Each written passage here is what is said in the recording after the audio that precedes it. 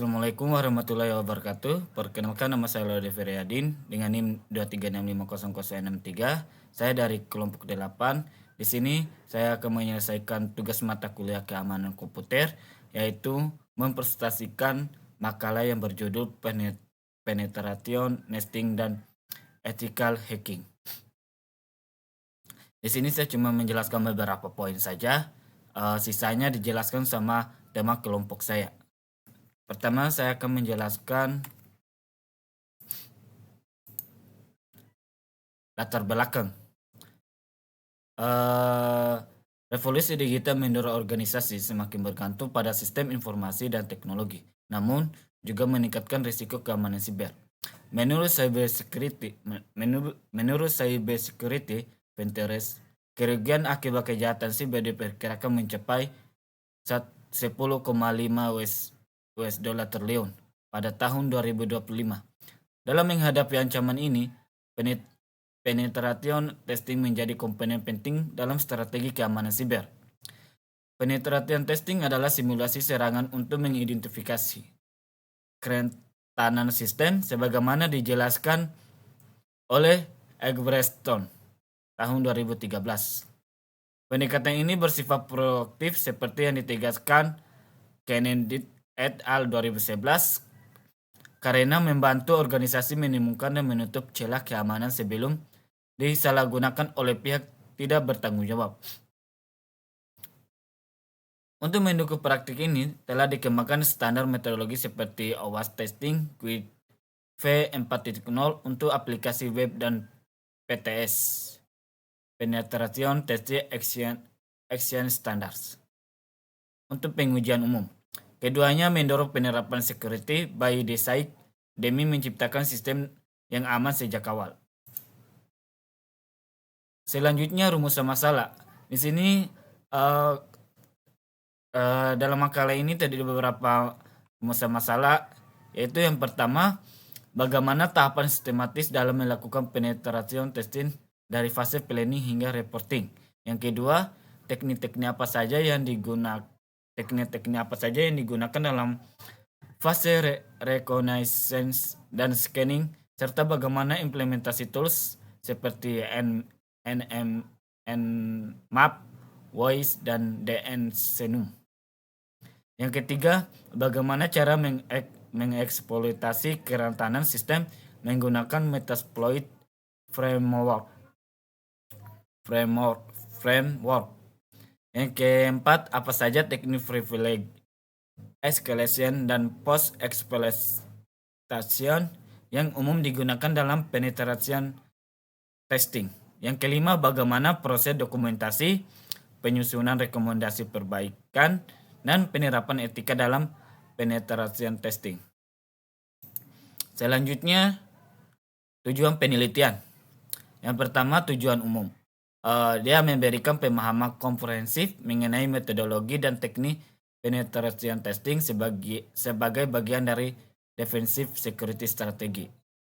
Yang kedua, tujuan khusus. Yang pertama, dia menjelaskan tahapan sistematis penetration testing berdasarkan standar industri, menganalisis teknik reconnaissance dan scanning menggunakan tools populer.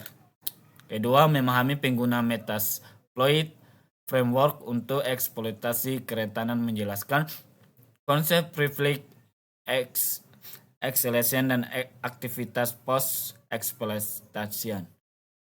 Yang ketiga, membahas aspek dokumentasi, rekomendasi, dan etika dalam penetration testing.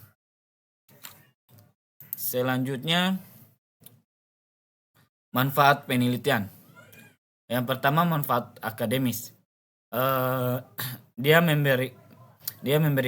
menambah khazanah literatur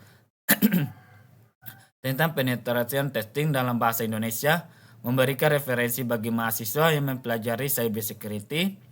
Kedua, mendukung mengembangkan kurikulum keamanan cyber di perguruan tinggi. Selanjutnya, manfaat praktis. Pertama, dia memberikan panduan praktis bagi security profesional dalam melakukan penetration testing. Yang kedua, membantu organisasi memahami pentingnya penetration testing dalam security posture. Yang ketiga, meningkatkan awareness tentang ethical hacking dan responsible disclosure. Yang ketiga, selanjutnya manfaat sosial. Yang pertama, dia meningkatkan kesadaran masyarakat tentang pentingnya keamanan cyber. Yang kedua, mendorong pengembangan profesional di bidang cyber security di Indonesia. Yang ketiga, berkontribusi pada peningkatan resiliensi cyber nasional. Di sini saya hanya menjelaskan poin yaitu dokumentasi, rekomendasi, dan etika pentest. Dokumentasi adalah catatan lengkap dan sistematis dari seluruh proses dan hasil pentest.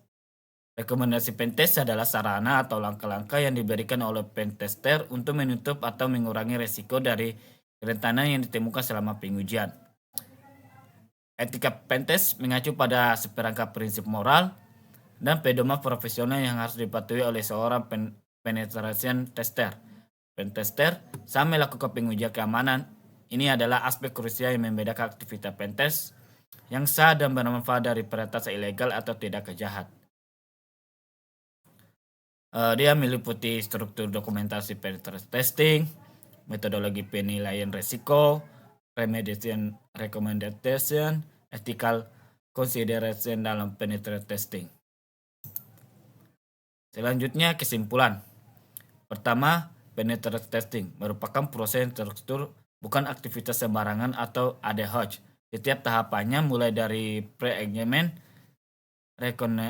reconnaissance, eksploitasi hingga pelaporan harus dilakukan secara sistematis. Kerangka kerja seperti penetration testing action standard atau disebut PTS menyediakan pedoman menyeluruh agar pendekatan yang dilakukan konsisten dan dapat diandalkan dalam setiap proyek. Kedua, phase reconnaissance atau pengumpulan informasi awal merupakan fondasi utama dalam penetration testing. Sekitar 70-80% keberhasilan ujian penetrasi ditentukan dari kualitas informasi yang dikumpulkan. Tools seperti Nmap, Voice, dan DN Senum sangat membantu dalam proses ini. Namun, efektivitasnya sangat tergantung pada keterampilan dan pengalaman pentester yang menggunakannya. Mungkin itu saja penjelasan presentasi ini.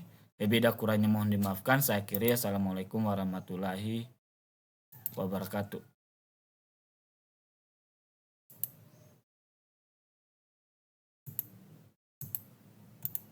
Dimulai.